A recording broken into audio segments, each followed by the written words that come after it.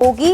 NEET री exam के लिए कितनी सख्त सुरक्षा है ये आपको समझाएंगे। दूसरी खबर आपको बताएंगे, आरा में एनकाउंटर पर क्यों उठ रहे हैं सवाल, क्योंकि अब सत्ता पक्ष के तरफ से भी सवाल उठाए जाने शुरू हो चुके हैं। तीसरी खबर आपको बताएंगे, झारखंड में कांग्रेस की हार से महागठबंधन में दरार क्यों, क्योंकि कांग्रेस और आरजेडी के बीच सियासी बयानबाजी शुरू हो गई है। और चौथी खबर आपको बताएंगे, कला के नाम पर घिनौनी हरकतों पर लगाम कब लगेगा। तो आइए अब विस्तार से खबर को समझते हैं।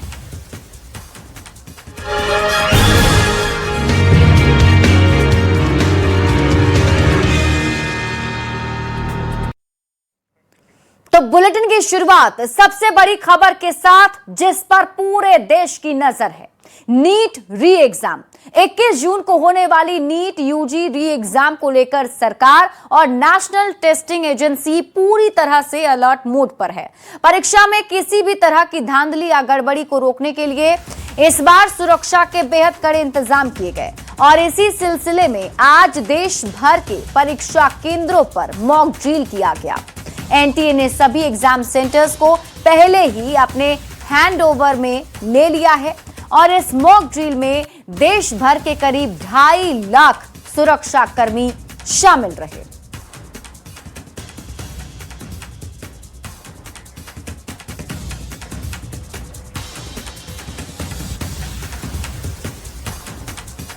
तो नीट री एग्जाम में किसी प्रकार की गड़बड़ी ना हो, कहीं भी दिक्कत ना हो, कोई चूक ना रह जाए, फुल प्रूफ तैयारी की जा रही है। कैसी ये तैयारी है, सब कुछ आपको समझाते हैं। अब आप इस खबर को विस्तार से समझिए। देखिए, नीट री एग्जाम से पहले सख्त सुरक्षा कर दी गई है और इस इंतजाम को आप समझिए। 21 जून को देश भर में नीट की परीक्षा होनी है और आपको बता दें कि इस परीक्षा में 22,80,000 अभ्यर्थी शामिल होंगे। परीक्षा में धांधली या फिर किसी प्रकार की गड़बड़ी को रोकने के लिए सुरक्षा बेहद कड़े किए गए हैं। देश भर के परीक्षा केंद्रों पर मॉक ड्रिल भी किया गया, मतलब जो परीक्षा ली जाएगी उससे पहले की तैयारियों को मॉक ड्रिल के जरिए परखा गया। एनटीए ने सभी एग्जाम सेंटर्स को पहले ही अपने हैंडओवर में ले लिया है और इस मॉक ड्रिल में देश भर के करीब 2.5 लाख सुरक्षा कर्मी शामिल रहे। नीट परीक्षा को लेकर 3 लेयर सिक्योरिटी के इंतजाम किए गए हैं। इसमें पैरा मिलिट्री फोर्स को अहम जिम्मेदारी दी गई है।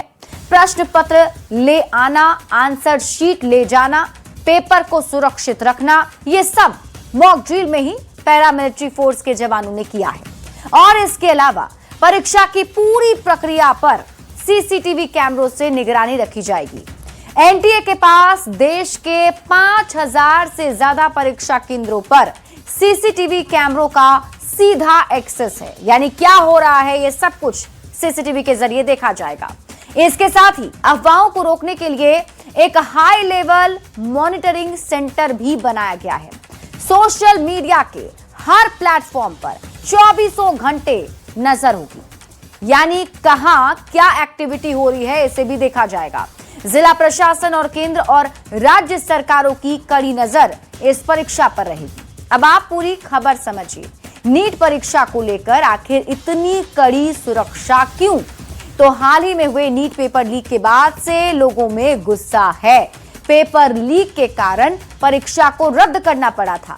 विपक्ष पेपर लीक के मामले पर सरकार को लगातार घेर रहा है कि सरकार एक परीक्षा भी सही से नहीं करा सकती।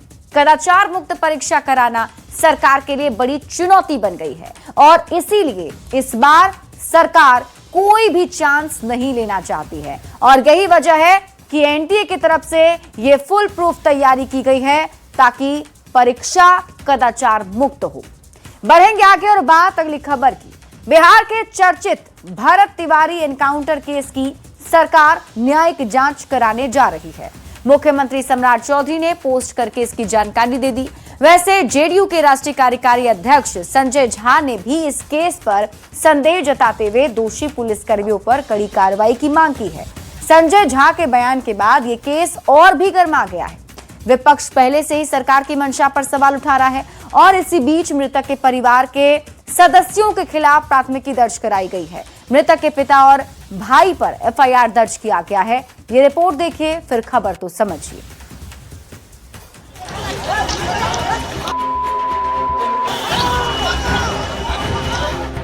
भरत तिवारी एनकाउंटर केस की न्यायिक जांच कराने का सरकार ने ऐलान किया है। खुद मुख्यमंत्री सम्राट चौधरी ने सोशल मीडिया पर पोस्ट कर इसकी जानकारी दी। मुख्यमंत्री ने लिखा, भरत तिवारी एनकाउंटर केस की न्यायिक जांच कराने का फैसला लिया गया है। घटना के सभी पहलुओं की निष्पक्षता एवं पारदर्शिता से जांच होगी। हाईकोर्ट के रिटायर्ड जज केस की जांच करेंगे। वहीं अब जेडीयू के राष्ट्रीय कार्यकारी अध्यक्ष संजय झा का भी बड़ा बयान सामने आया है। संजय झा ने कहा है कि केवल 4 जवानों का निलंबन काफी नहीं, पुलिस ने सही तरीके से काम नहीं किया। दोषियों के खिलाफ कार्रवाई होनी ही चाहिए। राज्य सरकार ने त्वरित कार्रवाई करके 4 पुलिस वालों को निलंबित किया है, लेकिन वो काफी नहीं है। और मुझे लगता है कि निश्चित रूप से सीनियर पदाधिकारी इस केस की जांच करके और टाइम बॉन्ड, ये नहीं कि कोई भी समय लगे, टाइम बॉन्ड इसकी जांच करके जो भी ये किया है उस पर कार्रवाई होनी चाहिए। भरत तिवारी के हथियार लहराने और उसके एनकाउंटर के बाद हुए हंगामे को लेकर एफआईआर दर्ज किया गया है। एफआईआर में भरत भूषण तिवारी के पिता काशीनाथ तिवारी और भाई चंदन तिवारी को भी आरोपी बनाया गया है, जबकि भरत के एनकाउंटर के बाद हुए हंगामे और सड़क जाम को लेकर 14 नामजद सहित 50 से ज्यादा लोगों पर भी एफआईआर दर्ज की गई है। इस एनकाउंटर को लेकर सियासी बयानबाजी तेज है। सत्ता पक्ष जहां इसकी जांच के बाद दोषियों को नहीं बख्शने की बात कह रहा है, वहीं विपक्ष सरकार की मंशा पर गंभीर सवाल खड़े कर रहा है। करप्शन के मुद्दे को अगर उठाया जाता है तो फेक एनकाउंटर्स कराया जाता है। पूरे बिहार में लॉ एंड ऑर्डर ध्वस्त हो चुका है, अपराधियों का बोलबाला है, लेकिन पुलिस का गोली केवल निर्दोषों की छाती पे चलता है। वायरल वीडियो के सामने आने के बाद 4 पुलिस के जवानों को सस्पेंड कर दिया गया, पर भरत भूषण तिवारी की मौत के बाद यह मामला राजनीतिक रंग भी ले चुका है। कई सियासी दलों के नेता लगातार बेलौटी गांव पहुंच रहे हैं और परिजनों से मुलाकात कर उन्हें सांत्वना भी दे रहे हैं। न्यूज 18 के लिए पटना से रवि एस नारायण के साथ ब्यूरो रिपोर्ट। देखिए, जब से भरत तिवारी का एनकाउंटर हुआ है उसके बाद से पुलिस की कार्यशैली पर सवाल उठ रहे हैं और अब ये मामला जो है वो राजनीतिक रंग लेता जा रहा है। हम आपको पूरी खबर समझाते हैं, आखिर इस मामले में अब तक का अपडेट क्या है और क्या कुछ कहा जा रहा है। आप पूरी खबर समझिए। आरा में एनकाउंटर पर आखिर क्यों उठ रहे हैं सवाल, तो खबर समझाने से पहले आपको मामला एक बार शॉर्ट में बता देते हैं कि अब तक हुआ क्या है। तो देखिए, 17 जून को बिलौटी गांव में पुलिस और मृतक भरत भूषण तिवारी की मुठभेड़ हुई थी। पुलिस की गोली से भरत भूषण तिवारी की मौत हो गई। मौत के बाद पुलिस के खिलाफ लोगों में भारी आक्रोश देखने को मिल रहा है।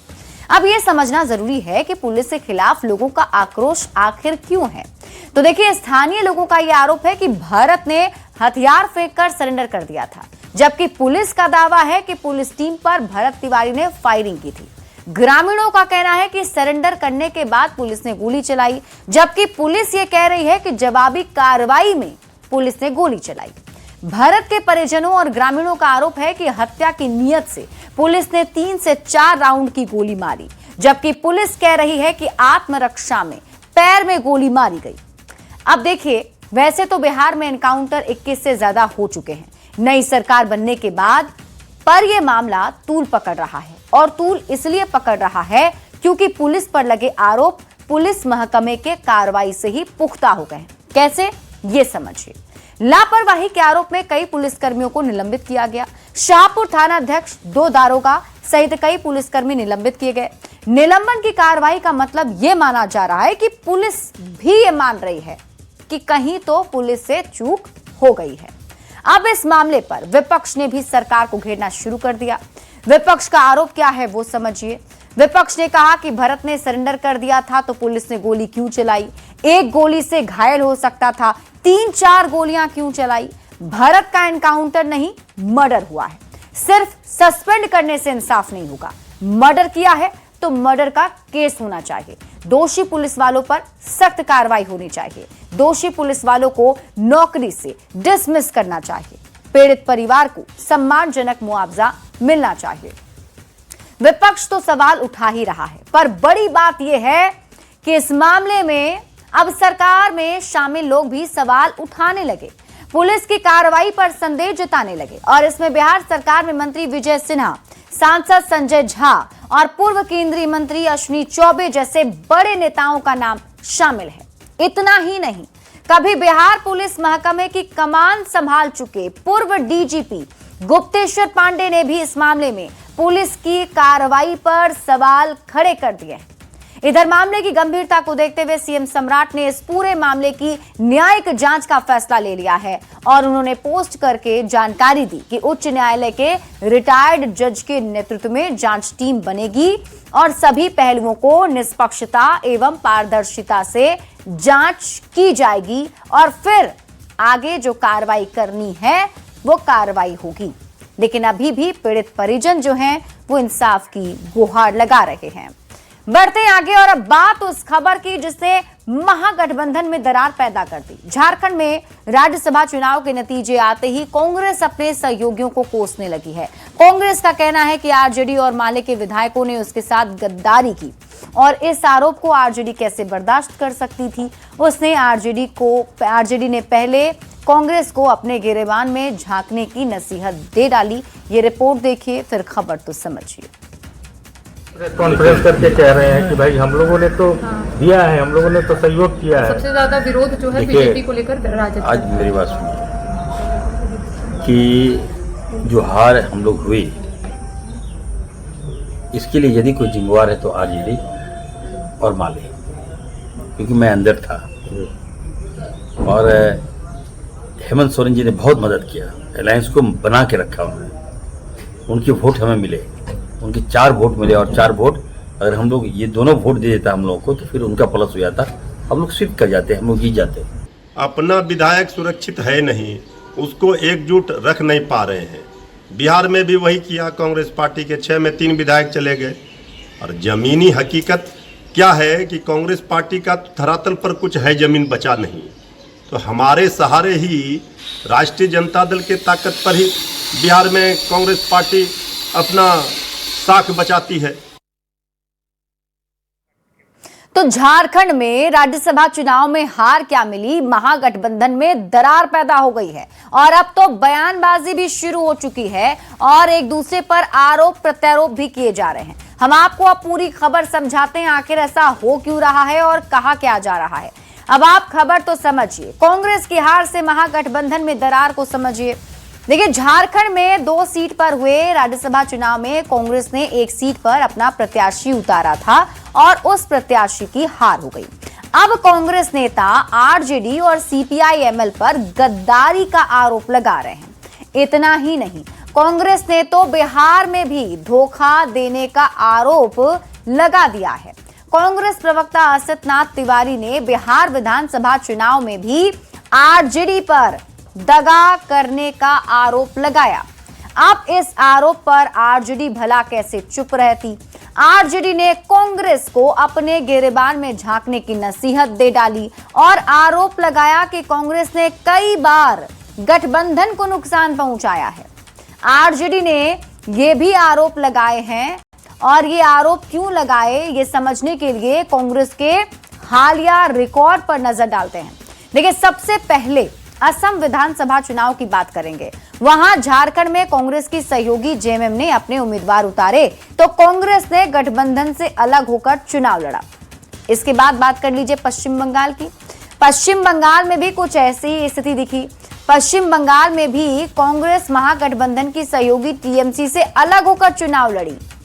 तमिलनाडु की बात कर लीजिए। तमिलनाडु में भी महागठबंधन की हार के बाद अपने पुराने सहयोगी डीएमके से अलग होकर एक्टर विजय की पार्टी टीवीके के साथ सरकार में शामिल हो गई। तो आप पूरी खबर समझिए। झारखंड में राज्यसभा चुनाव हारने के बाद कांग्रेस में बौखलाहट है और कांग्रेस अपने सहयोगियों पर गद्दार का आरोप लगा रही है। राहुल गांधी एकजुट होकर एनडीए को हराने का दावा करते हैं। एक सीट पर हार से आरजेडी कांग्रेस आमने सामने आ गए हैं। सवाल यह है, क्या महागठबंधन में सब कुछ ठीक नहीं है? क्योंकि जो बयान है वो यही दर्शा रहे हैं और यही बता रहे हैं कि महागठबंधन में सब कुछ ठीक नहीं चल रहा है। बढ़ते आगे और अब बात अगली खबर की। कथित तिलक का पवित्र समारोह, खुशियों का माहौल और नाच गाने के बहाने बुलाई गई दो बहनें। किसे पता था कि शगुन के इस मंच के पीछे एक ऐसी खौफनाक और घिनौनी साजिश रची जा रही थी जिसे सुनकर किसी भी सभ्य समाज का सिर शर्म से झुक जाए। ये रिपोर्ट देखिए, फिर खबर तो समझिए। दानापुर के नौबतपुर से इंसानियत को तार तार कर देने वाली एक ऐसी वारदात सामने आई है जिसने पूरे इलाके को झकझोर कर रख दिया है। तिलक समारोह के बहाने दो सगी नर्तकी बहनों के साथ जो हुआ वो सिर्फ अपराध नहीं बल्कि पूरी प्लानिंग के साथ किया गया एक सामूहिक कृत्य था। 13 दरिंदों ने मर्यादा की सारी सीमाएं लांघ दी। दोनों बहनों को एक कमरे में बंधक बनाया और पूरी रात उनके साथ गैंगरेप जैसी घिनौनी वारदात को अंजाम दिया। इन दोनों बहनों ने दरिंदों के खिलाफ आवाज उठाने का फैसला किया। पीड़ितों ने हिम्मत दिखाते हुए नौबतपुर थाने में गुहार लगाई, जहां 3 नामजद और 10 अज्ञात आरोपियों के खिलाफ सामूहिक दुष्कर्म का मामला दर्ज कराया गया है। इस संबंध में दोनों महिलाओं का बयान दर्ज कराते हुए प्राथमिकी दर्ज कराई गई है तथा एफएसएल टीम को भी घटनास्थल पर बुलाकर जो भी है आवश्यक साक्ष्य संकलन किया गया है और एसआईटी के द्वारा एक अभियुक्त की भी गिरफ्तारी, जो मुख्य अभियुक्त हैं, जो नामजद हैं, उनकी गिरफ्तारी भी सुनिश्चित की गई है। मामला दर्ज होते ही पुलिस तुरंत एक्शन मोड में आ गई है। मुख्य आरोपियों में से एक को गिरफ्तार कर लिया है, लेकिन सवाल उन बाकी दरिंदों का है जो अब भी खुलेआम घूम रहे हैं। बाकी के 12 फरार आरोपियों की गिरफ्तारी के लिए लगातार छापेमारी जारी है। न्यूज़ 18 के लिए दानापुर से अमरजीत शर्मा के साथ ब्यूरो रिपोर्ट।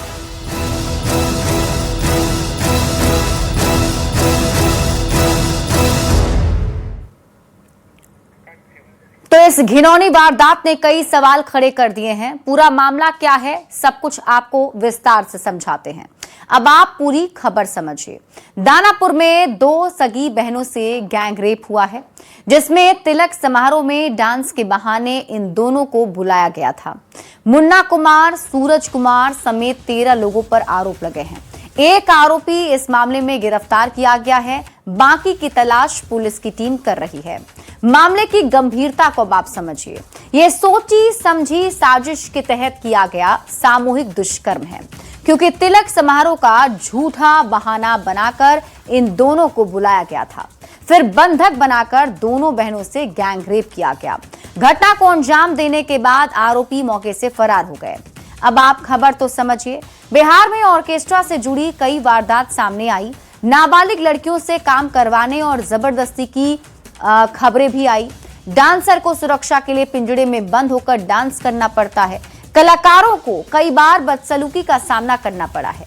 अब आप सवालों के जरिए पूरी खबर समझिए। आखिर कब तक रोजगार और कला के नाम पर दरिंदगी होती रहेगी? सवाल ये कि आयोजन की आड़ में ऐसी घिनौनी हरकतों पर रोक कब लगेगी? सवाल ये उठ रहे हैं कि आखिर कब होगी फरार आरोपियों की गिरफ्तारी? और सबसे बड़ा सवाल, बहन बेटियों को कब तक दरिंदगी का शिकार बनाया जाएगा? ये वो तमाम सवाल हैं जो इस खबर के सामने आने के बाद उठ रहे हैं। और इसी के